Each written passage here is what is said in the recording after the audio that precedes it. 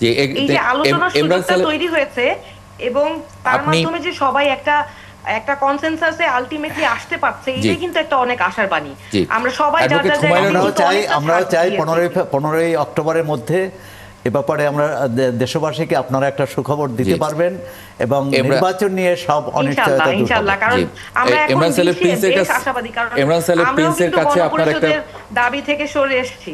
জি ইমরান সালেহ প্রিন্সের কাছেও আপনার একটা মন্তব্য আপনি আশা করেছিলেন এবং বলেছিলেন যে তিনিও জানেন বিষয়টা। সারা দেশে বিভিন্ন জায়গায় প্রশাসন বিশেষ করে দখল হয়ে গেছে এরকম একটা। ইমরান সালেহ প্রিন্স মানে এই কারণেই কি আসলে এরকম সেফ এক্সিট ইত্যাদি, সেফ এক্সিটের তো আসলে প্রয়োজনীয়তা নাই যদি সরকার আসলে লিয়াজু করেই ফেলে? দেখুন, আমি হুমায়রা নূরের বক্তব্য শুনছিলাম। তিনি বলছিলেন যে বিএনপিও জানে যে কোথায় ডিসিএসপি নিয়োগ হয়েছে, বিএনপি এই ব্যাপারে কোনো কিছুই জানে না।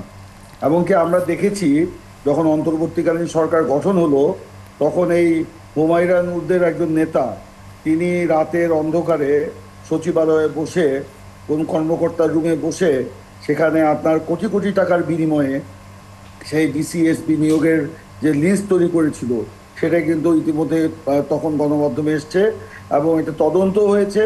ইতিমধ্যে এনসিপি তাকে দল থেকে অব্যাহতিও দিয়েছে এবং তার বিরুদ্ধে তদন্ত হয়েছে, তাকে গ্রেপ্তারও করা হয়েছে সম্ভবত।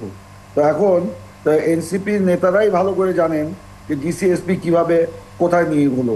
এখন গ্রামে গঞ্জে, পথে, বন্দরে, শহরে, পাড়ায়, মহল্লায় হাঁটলেই এনসিপির বিরুদ্ধে কিছু অভিযোগ যে শোনা যায়, তার মধ্যে প্রথম এবং প্রধান যে অভিযোগ সেটা হচ্ছে তারা যে এই ক্ষমতার শেয়ার নিয়ে তারা এই যে ডিসিএসপি নিয়োগ থেকে শুরু করে এবং প্রশাসনের যে কর্মকর্তা নিয়োগ থেকে সেখানে একটা অনৈতিক বাণিজ্যেরও খবর আমরা শুনতে পেয়েছি। আমি জানি না এটা কতটুকু সত্য বা মিথ্যা।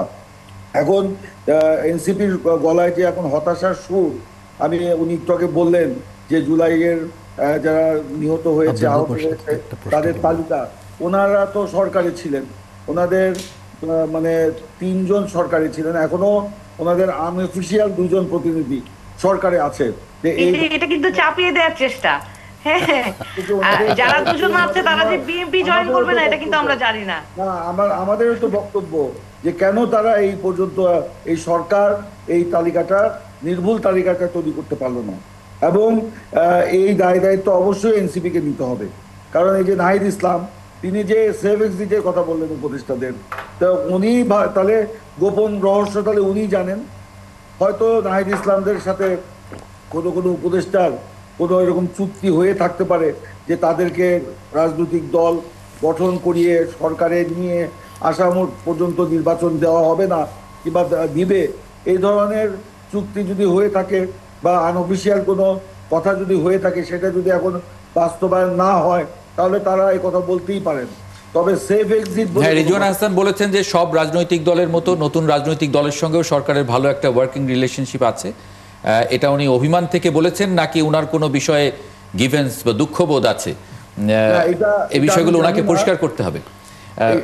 এটা আমি জানি না, মানে এটা আপনার তো জানার কথাও না।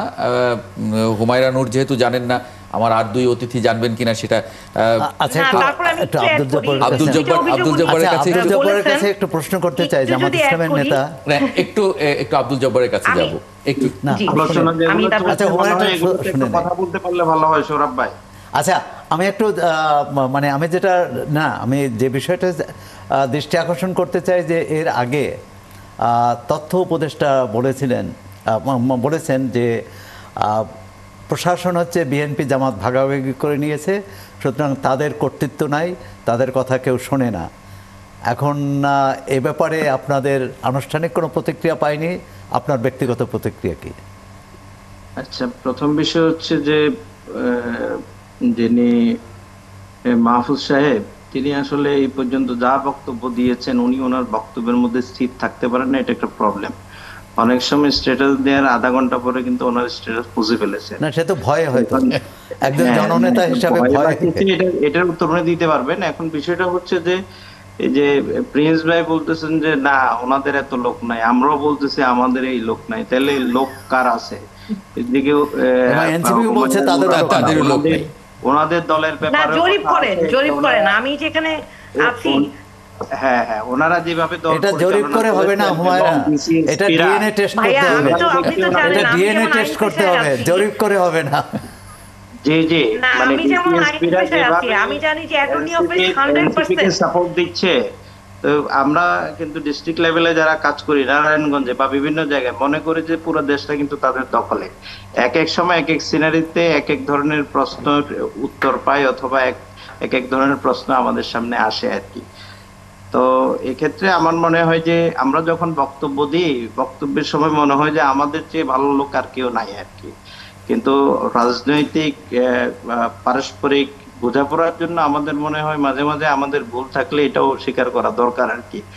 প্রিন্স ভাই যেমন ধরেন বড় দলের প্রতিনিধিত্ব করছেন, আমরা যেসব এলাকাগুলোতে কাজ করি সেখানে কিন্তু মানে থানার ওসি যিনি মামলা নিচ্ছেন তিনি কিন্তু অন্য দলের বা বিএনপির কোন নেতা কর্মী কিনা সেটা অনেকবার যাচাই বাছাই করার পরে তারপরে এই মামলা নেওয়া যায় কিনা, ফোনের পর ফোন মুসলিমদের পক্ষে আমরা রিকোয়েস্ট করার পরে অনেক সময় দেখতে পাচ্ছি সেখানে পাই না, মানে তাদের সহযোগিতা অনেক সময় এটা পাওয়া যায় না। এটা কেন পাওয়া যায় না?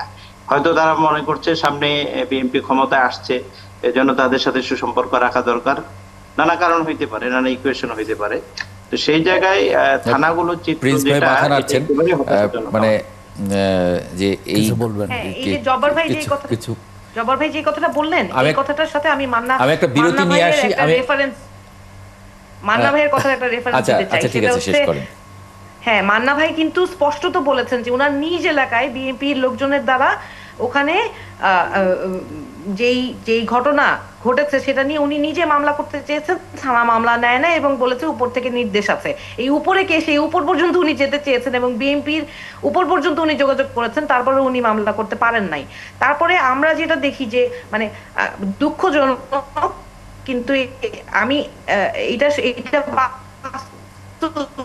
যে এত বড় একটা রাজনৈতিক দল তাদের নিজেদের দলের অন্তঃকোণ প্রতিনিয়ত মানুষকে একজনকে গাড়িতে গুলি করে মেরে ফেললো। এগুলো হচ্ছে ভয়াবহ ব্যাপার। এটা মানে এখন মনে করেন এনসিপি তে কেউ একজন দূরভিসন্ধি নিয়ে জয়েন করেছে, সে কোনো ভুল করেছে কিনা। আমি এই জন্য বারবার বলি যে মাঠের বাস্তবতাটা আর এখানে আমরা অনলাইনে বসে বা সামনাসামনি টকশোতে বসে একটু মন্তব্য নেব। এক না, দেশের মানুষ কিন্তু বিএনপির মানুষের, আমি খুবই দুঃখজনক ভাবে বলছি, আপনাদের সবার কাছে আমাদের যে আশা বিএনপি দেশ, ওইটা কিন্তু আশাটা মানুষ খুবই খুবই হতাশ।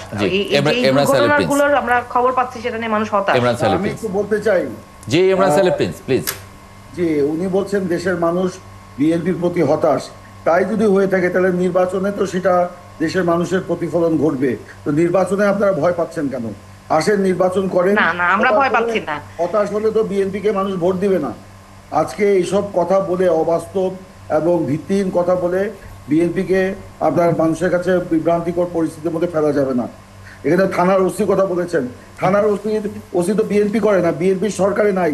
থানার ওসি মামলা নিবে কি নিবে না এটা ওই ব্যাটাকে যাই জিজ্ঞেস করেন, এটা আমাদেরকে কেন জিজ্ঞেস করছেন? সে কি জব্বার ভাইও তো বললো যে বিএনপির বিরুদ্ধে মামলা দেয়া যাচ্ছে না। না প্রিন্স ভাই, আমরা তো আপনি তো ন্যাশনাল লিগ রাজনীতি করেন, আমরা তো লোকাল রাজনীতি করি। আমরা লোকাল রাজনীতি করি। আমি এখনো আমার এলাকায় গত 20 দিন যাবত আমি কন্টিনিউ আমার এলাকায় আছি। কই থানার কিন্তু আমাদের এদিকে সেরকম ভালো একদিন তো এই 20 দিনের মধ্যে থানার ওসি বলেন হ্যাঁ একদিন একটা বিপদ হয়েছিল, উনি আমাকে কল করেছেন, আমরা বিপদ থেকে তাকে আমরা সরকারকে উদ্ধার করার ব্যবস্থা করেছি। ঠিক আছে, সেগুলো তো আমাদের হয়, কিন্তু কোনোদিন কোনো অন্যায় আবদারে ওসির কাছে গিয়েছি বা সব জায়গাতে আপনাদের কথাই কিন্তু প্রমাণ হলো যে প্রশাসন এবং উপদেষ্টা পরিমণ্ডলী কিন্তু আপনাদের সাথে লিয়াজো মেইনটেইন করে, এই ফোন কিন্তু আমাদের কাছে আসে না। আপনাদেরকেও ডাকে। আপনারা জানেন এই যে যখন ইউনো সাহেবরা মিটিং করে, মিটিং এর মধ্যে বসলেই বলে যে বৈষম্য বিরোধী ছাত্র, এনসিপি, জামাত, তারা কোথায়? বিএনপি ডাকে, বিএনপি 10 জন আসে, আমরা একজন যাই, বিএনপি 10 জন যায়, বিএনপির একজন আমাদের সরকার থেকে যে কমিটি না, তবে জাতিসংঘে কিন্তু সমতা পেয়েছি আমরা। জাতিসংঘে কিন্তু তিন দলেরই NCP ও সমান সংখ্যক প্রতিনিধি গেছেন, জি। সুতরাং এখানে অবশ্যই। অন্তর্বর্তী সরকার নিশ্চয়ই ন্যায্যতার পরিচয় দিয়েছেন। NCP কিন্তু নিরাপত্তাটাই নিশ্চিত করতে পারে নাই। আমার সামনে উপজেলা বিএনপির আহ্বায়ক সাহেব বসা, তিনি আপনার আইন শৃঙ্খলা কমিটির সদস্য, তিনি বলছেন যে পাংখা মার্কা আছে, এনসিপি আছে, জামাত আছে, বিএনপিও আছে সেখানে, আবার বৈষম্য বিরোধী ছাত্রদের প্রতিনিধি আছে। তো ওখানে একজনের বেশি তো ওখানে অ্যালাউ করেন। জি, তো এখন আমরা BNP র মতো এই আলোচনাটা আসলে শেষ হবার না, মানে এটা অভিযোগ, সুন্দর পাল্টা আলোচনা। অভিযোগ, এগুলো চলতে থাকবে। আলোচনাটা এখানে শেষ করে দিতে চাই আমি, এই টপিকটা শেষ করে। ইমরান সালেহ প্রিন্স, অনেক ধন্যবাদ যুক্ত হবার জন্য। মোহাম্মদ আব্দুল জব্বার এবং অ্যাডভোকেট হুমায়রা নূর,